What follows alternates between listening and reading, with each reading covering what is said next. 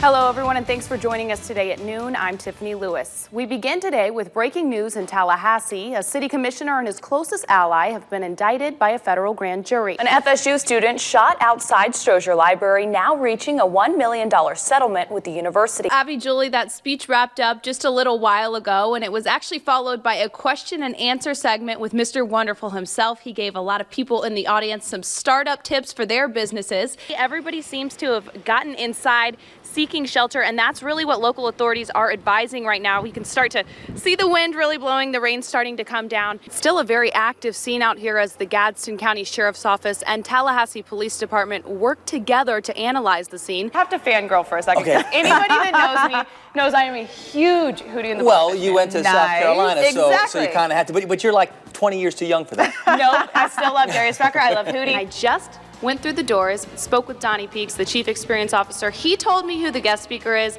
Trust me, they're taking it back to their roots this year. Senate Bill 7026, better known as the Marjorie Stoneman Douglas Public Safety Act, went into effect on March 9th, 2018, less than a month after that shooting occurred. We were talking about it a little bit earlier. It looks like a gorgeous day outside, almost looks like it could be a beach day, but when you take a walk outside, it definitely doesn't feel like it. Lots of red, white, and blue out here, and also lots of Make America Great Again hats and shirts. We know that President Donald Trump has been an active supporter of DeSantis. This is completely blocking this roadway, and we know that there's dozens of roadways across the city, dozens of neighborhoods that are blocked off by trees as well. Here today, we're on the couch with Heather and Renee from the Jefferson County Humane Society, and I just want to say, I love my job, and I'm sure you guys do too. You brought the cutest guests ever. Can you tell us a little bit about the puppies you guys brought? New this morning, the Cook County Sheriff's Office investigating after finding a burned body. It was discovered between Highway 41 and Barneyville Road Wednesday afternoon. The disabled woman who could not move or speak was raped at a Florida healthcare facility where she was staying. The lawsuit filed by her family also says the woman became pregnant after the incident. Denise is on a vegan challenge, so that means I just have to eat hers too, probably. This is torture, by the way. It's going to be an amazing time.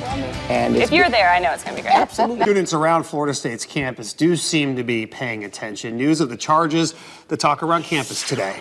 Our Tiffany Lewis has been on Florida State's campus all day. Tiffany, what are students saying about these arrests? Julie, been a mixed reaction out here. Some students say they feel the charges are unnecessary, while other students say they think this is exactly the wake-up call the Greek life could use.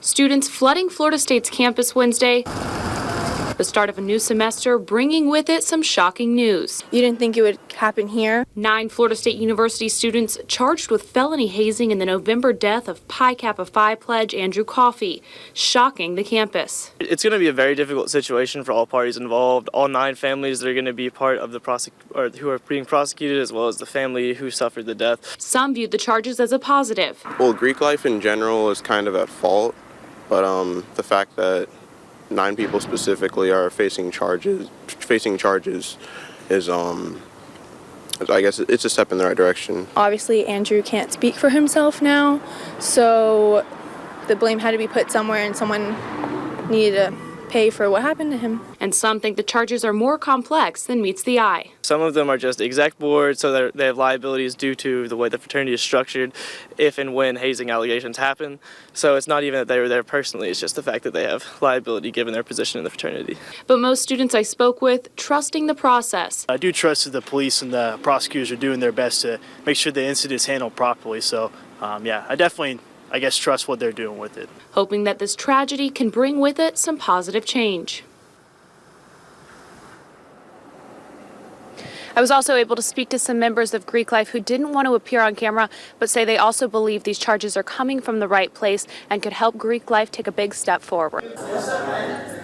Today starts the day that I step into society again. Pen to paper. For most Americans, jotting down your name, social security number, and date of birth gets you a one-way ticket to the polls. But it's one more quick stroke of the pen. If you check that felon box, your applications are thrown in the garbage can. That's kept millions in the Sunshine State from casting a ballot for 150 years. It is a dehumanizing thing to see the process of electing officials and being represented, being taxed, but not being able to cast a vote in that process. But with the passing of Amendment 4 in November, everything has changed. We now are able to go into that ballot box with joy and select the candidates that we feel will best serve us. And the turnout today at the Leon County Supervisor of Elections office shows just how special this moment is. Congratulations. Many showing up for the occasion, bringing a smile and even a few tears. And for some, this is just a small step in a bigger battle. For those people who said, well, there's so much more that is needed, but we got to celebrate each victory along the way. And this is a major victory. A victory that gives them hope, joy, and a different box to check come election season. In Tallahassee, Tiffany Lewis, WCTV Eyewitness News. From how we interact to how we shop, it is clear that technology is rapidly changing the world around us. And thanks to advances in modern medicine, it's increasing survival rates for certain people right here in the Big Bend. And now one Tallahassee-based inventor is using technology to tackle those challenges that are left behind after a neural insult. Our Tiffany Lewis has a story. 1 year ago, Vince Macri was just getting his start.